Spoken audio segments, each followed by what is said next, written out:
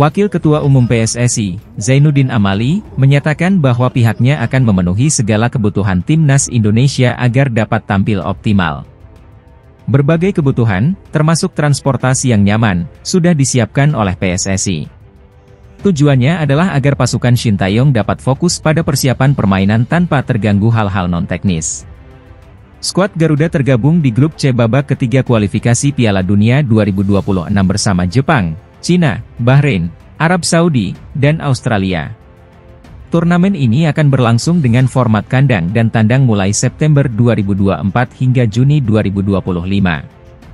Zainuddin Amali menekankan pentingnya persiapan maksimal untuk menghadapi lawan-lawan berkualitas. Kami tentu mempersiapkan dengan sebaik-baiknya timnas kita. Baik dari disiapkan oleh Coach Sintayong maupun dukungan-dukungan untuk supaya mereka bisa bertanding dengan optimal, kata Zainuddin Amali dalam keterangannya. Mantan Menteri Pemuda dan Olahraga itu juga mengatakan bahwa PSSI akan mendukung penuh perjuangan timnas Indonesia, termasuk menyediakan pesawat charter untuk perjalanan mereka.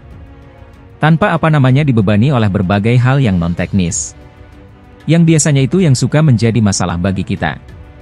Jadi, Ketua Umum Pak Erick Thohir dan kami semua mempersiapkan dengan sebaik-baiknya, tambah Zainuddin Amali. Meskipun persaingan tidak akan mudah, Zainuddin optimis bahwa dalam sepak bola segala kemungkinan bisa terjadi.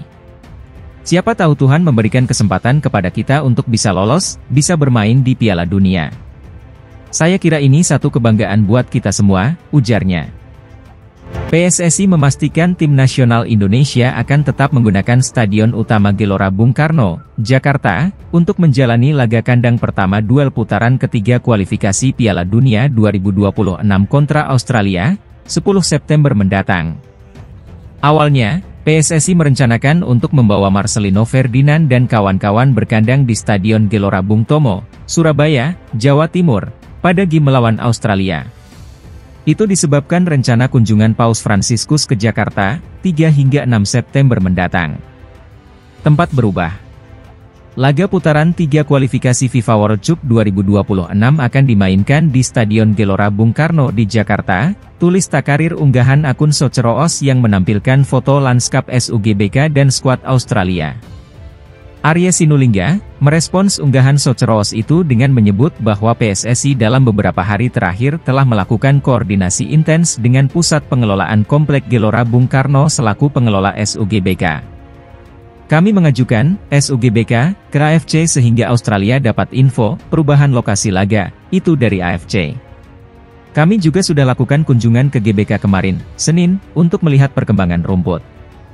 Kabarnya, PPGBK mencari rumput tertentu untuk bisa dipakai secepatnya untuk pertandingan putaran ketiga, ujar Arya. Lebih lanjut, keinginan PSSI kembali ke SUGBK tidak lepas dari kapasitas besar stadion terbaik di Indonesia itu. Pada 2 laga kandang terakhir Indonesia pada putaran kedua kualifikasi Piala Dunia 2026, lebih dari 60.000 penonton memadati tribun SUGBK. Adapun Stadion Gelora Bung Tomo hanya berkapasitas sekitar 40.000 penonton.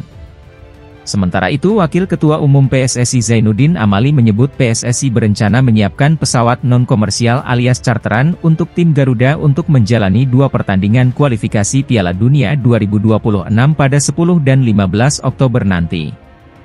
Menurut Amali, 2 pertandingan itu tidak ideal jika ditempuh dengan penerbangan komersial. Ia menyebut para pemain Indonesia bisa menempuh perjalanan hingga 2 hari dari Rifa menuju Qingdao. Kondisi itu membuat skuad Garuda perlu melakukan transit, salah satunya di Beijing. Durasi waktu itu, lanjutnya, akan menyulitkan anak asuhan Shin karena harus melakukan pemulihan dan persiapan laga setelah bertandang ke Bahrain. Jadi, sewa pesawat charteran, itu pertimbangan Pak Ketua Umum Erick Thohir dan kami di Exco bahwa kita tidak akan gunakan pesawat komersial untuk 2 pertandingan itu. Tidak ada waktu untuk berlatih dan pemulihan karena jarak beberapa hari mereka harus bertanding, ujar Amali. Meski begitu, Amali menegaskan, dana sewa pesawat charteran itu tidak berasal dari anggaran pendapatan dan belanja negara, APBN, sebesar 120 miliar rupiah yang diberikan negara kepada PSSI. Ia mengungkapkan, dana APBN yang diberikan pemerintah melalui persetujuan Kementerian Keuangan serta Kementerian Pemuda dan Olahraga dialokasikan untuk kebutuhan pemusatan latihan dan pembinaan sepak bola usia dini. Timnas Indonesia Senior menatap laga berat di kualifikasi grup C ronde 3 demi tiket lolos ke Piala Dunia 2026. Kendati Timnas Indonesia sudah berada di level berbeda dan menjadi satu kekuatan yang sudah tak bisa dipandang sebelah mata. Ini tidak terlepas dari kehadiran pemain naturalisasi di mana tercatat ada 11 nama yang kini memperkuat Timnas. Dengan semakin dekatnya mimpi Timnas menuju Piala Dunia, tak ada salahnya untuk terus meningkatkan kekuatan Timnas termasuk dengan menambah amunisi pemain naturalisasi di ronde 3. Hal ini pun diperkirakan akan dilakukan apalagi dua laga awal Indonesia akan menghadapi Arab Saudi dan Australia pada September 2024 mendatang. Ada sederet nama yang disebut akan bergabung, sebut saja Martin Paes. Meski sudah berstatus WNI namun masih ada proses yang harus dilalui Martin Paes untuk membela Timnas Indonesia. Pemain naturalisasi itu diketahui pernah memperkuat Timnas Belanda U21 di ajang kualifikasi Piala Eropa U21 2021 saat usianya sudah 22 tahun. Berdasarkan regulasi FIFA, seorang pemain bisa berganti dan bermain untuk tim nasional lain jika berusia di bawah 21 tahun pada saat terakhir bermain, baik itu tim junior ataupun senior di pertandingan resmi. Hingga kini proses masih berlangsung dan bukan tidak mungkin segera rampung. Selain itu ada pula nama-nama pemain seperti Mees Hilgers dan Ulla Romeni. Ulla Romeni merupakan pemain FC Utrecht asal Belanda. Sementara Mees Hilgers merupakan pemain FC Twente. Namun kepastian para pemain di atas masih menunggu kabar lebih lanjut. Selain itu nama-nama seperti Ramadan Sananta, Sadil Ramdhani bisa saja mendapat panggilan kembali untuk bersama Timnas Indonesia. Pemain belakang Swansea City, Nathan Choyaon, angkat bicara soal kans Timnas Indonesia melaju ke putaran final Piala Dunia. Nathan debut saat bertemu Vietnam pada 21 Maret 2024 dan sukses membawa Timnas Indonesia menang 1-0 di ronde kedua kualifikasi Piala Dunia 2026 zona Asia. Dirinya jadi bagian dalam membawa Timnas Indonesia ke ronde ketiga kualifikasi Piala Dunia 2026 zona Asia. Sebulan sebelumnya, dirinya juga jadi aktor penting saat membawa Timnas U23 Indonesia ke semifinal Piala Asia U23 2024. Pada turnamen tersebut, Timnas U23 Indonesia sukses mengalahkan negara-negara top seperti Australia dan Korea Selatan. Dirinya mengaku merasa terhormat bisa membela Timnas Indonesia.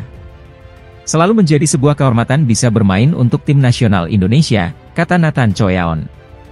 Makanya selalu ada rasa ingin memberikan yang terbaik dan membuat mereka bangga, tentunya, ujarnya.